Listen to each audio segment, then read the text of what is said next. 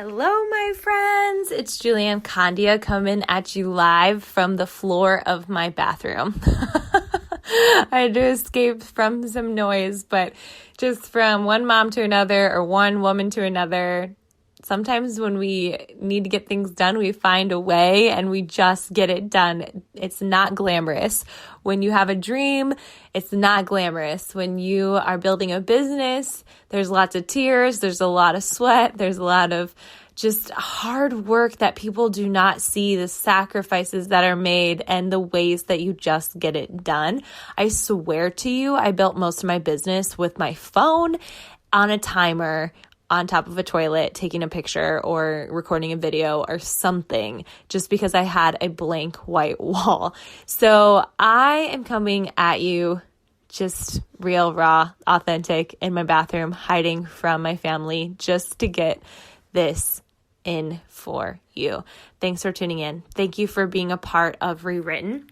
I'm just so excited. I get so excited when you screenshot an episode, you upload it, and you let me know how it spoke to you. It's everything.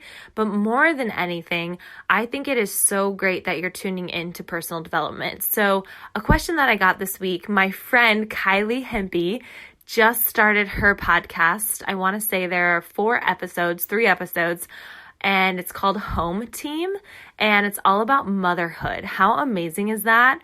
And she asked me a question for her podcast. What does self-growth look like? Self-care look like in your life?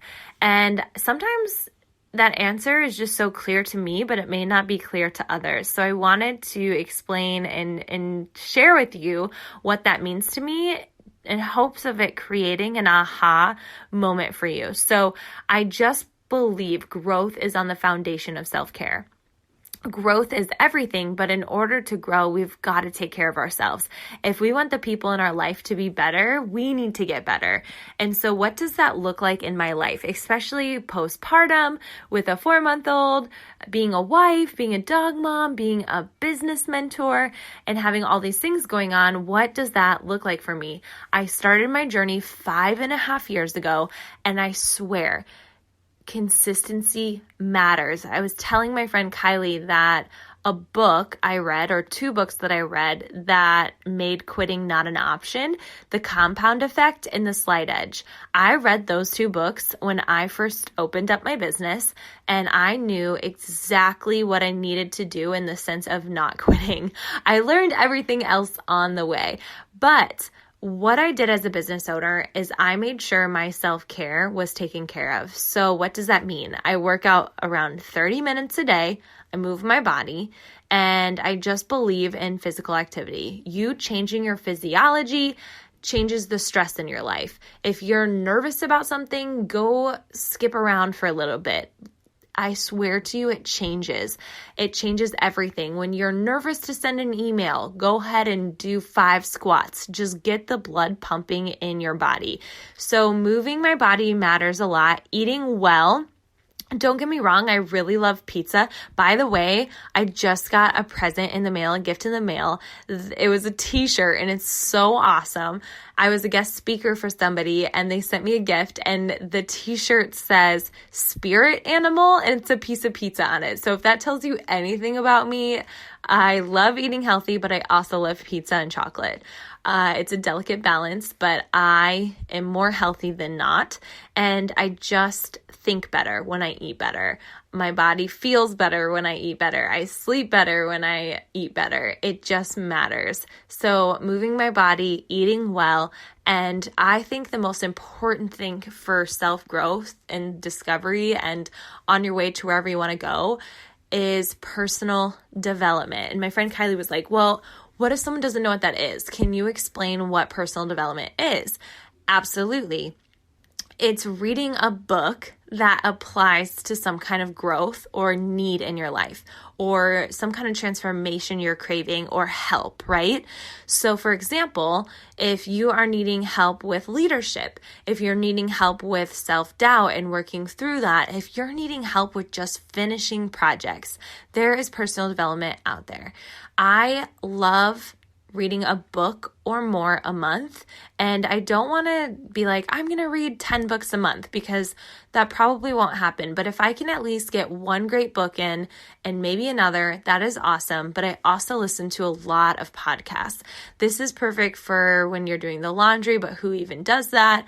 It is perfect for the dishes, commutes, and grading papers, whatever it is that you're doing. Listening to a podcast that grows your mind to think better. Why on earth would we want to do this? Why is this a necessity in life of growth? Why do you need this? Because it helps you realize where you're playing small. It helps you break through barriers. It helps you show up anyway. It gives you the confidence to see the compound effect. You're able to see failure as a good thing. You're able to not worry about the opinions of people and that holding you back. You're able to just charge forward. You're able to just see limitless potential. That is why personal development is everything in my journey, is because I still struggle with doubt. I don't even want to say struggle with. Something that I've been talking to my team about recently is dealing with. It's something I'm dealing with, meaning I'm solution oriented and I'm working on it. So I'm not struggling and stuck. I'm dealing with it. So maybe jealousy or comparison creeps in, but I'm dealing with it because I'm still going to show up. I think a lot of times too, it just reminds me of my friend Kylie getting a podcast, how much room there is for your voice. There's so much room. Just because someone else has an idea doesn't mean that you shouldn't go for it, because you're going to say it in a different way that speaks to someone in a new way.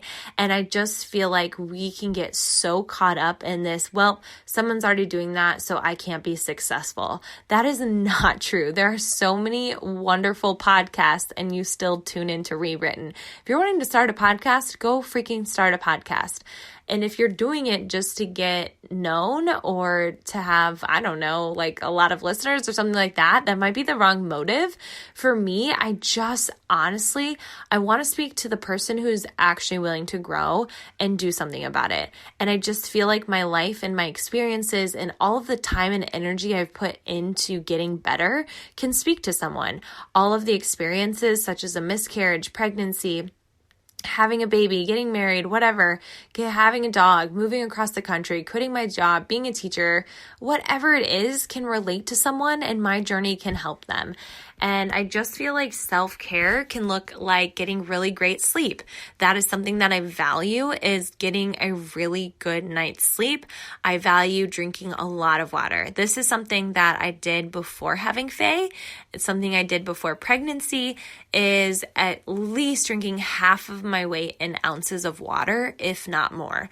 And my body operates better when I am well hydrated. Another thing that I do for self-care, besides sleep and eating and moving my body and reading and personal development, is maybe having some still time for you to work on something that you enjoy, having a lot of love for something and passion, whether that's calligraphy or a boxing class. Something that you get to do for you is really great self-care. Maybe it's even getting pampered and getting a manicure or a massage or whatever it is. I just feel like you're a blowout. That would be my number one for sure. Getting that done to work on yourself, and you're at more peace with yourself, you're more confident when you're taken care of, and you're able to do more and better things, all because you're not running on empty. You feel so much better, so much more clear, and in the direction that you're going. So personal development has changed my life. Self-care has been a non-negotiable since starting my journey 5.5 years ago. I'm not always great at it, but I always course correct. I'm not looking for perfection anyway. So friend, if you're listening to this and you used to be active, what are you doing instead in replacing your active time with? Netflix? Okay, course correct. Watch one less show. Do a workout in 30 minutes. Feel better about yourself. And I think sometimes we want to rush this process. We want to see results so much faster, and that's never the point. And sometimes we've made it the point where I just feel like the development and the growth and the journey is what builds our character and what shapes us. And yet so many people want to take so many shortcuts and just lose all the weight, or all of a sudden feel better and skip all the hurt, skip all the hard, skip all the emotional stuff and just get there already. But what shapes our experiences is just deciding to do it and learning on the way, especially for having bumps in the road, obstacles in our way, and struggles. And just knowing that you're on your way somewhere, you're not going to stay stuck. You're not going to stay in that struggle because you're choosing to show up for yourself. I just think a really powerful question to ask yourself going into 2020 is, what does self-care look like to me? What do I enjoy doing? What do I love doing? What sets my soul on fire? When do I feel my best? When do I feel my most healthy? And that's the thing too, people who are not eating well and not moving their body, they've somehow convinced themselves that that's the way that they want to live. But at the end of the day, where's your anxiety level? Where's your energy level? Where's your mindset level? Where's your income level? Where is your purpose-driven level? And where's your friendship level? There's so many ways to evaluate this to see if it's really serving you with what you're doing. Lastly, with self-care, surrounding myself with wonderful people.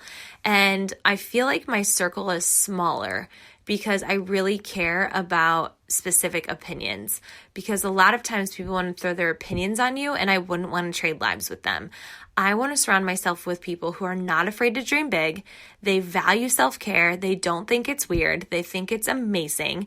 And the type of people that will ask you what your goals are, the kinds of people who will say, how did you fail this week? And how did you work through it? The kind of people that encourage you in life because they know that you can figure it out is a form of self-care. So friend, these are some lessons and that I've been reflecting on, a journey that I've been really proud of.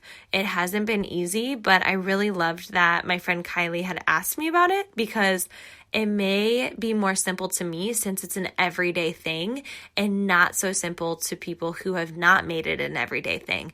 My self-care is I move my body, I try to take care of it, and I feed my mind with really positive things. We have virtual mentors at our fingertips. Why wouldn't you want to tap in? Because you can become a better human, a better dreamer, right? A better mom, a better spouse, a better friend. You can just become better. And I think that's what we're equipped and called to be. Friend, thanks for listening. I appreciate this. Screenshot it, upload it, tag me on social media at Julianne Candia. And my friend, my number one passion, I have built a business mentoring women in business in self-care. If you need to get jump-started on your journey, you need help with tools that work that I believe in, right? And surround yourself with an amazing crew of people, please send me a message. I want to help you out. You can go to juliannecandia.com or you can message me on Instagram and we can chat, we can talk, we can see what a good fit for you would be. Thanks for tuning in, and until next time.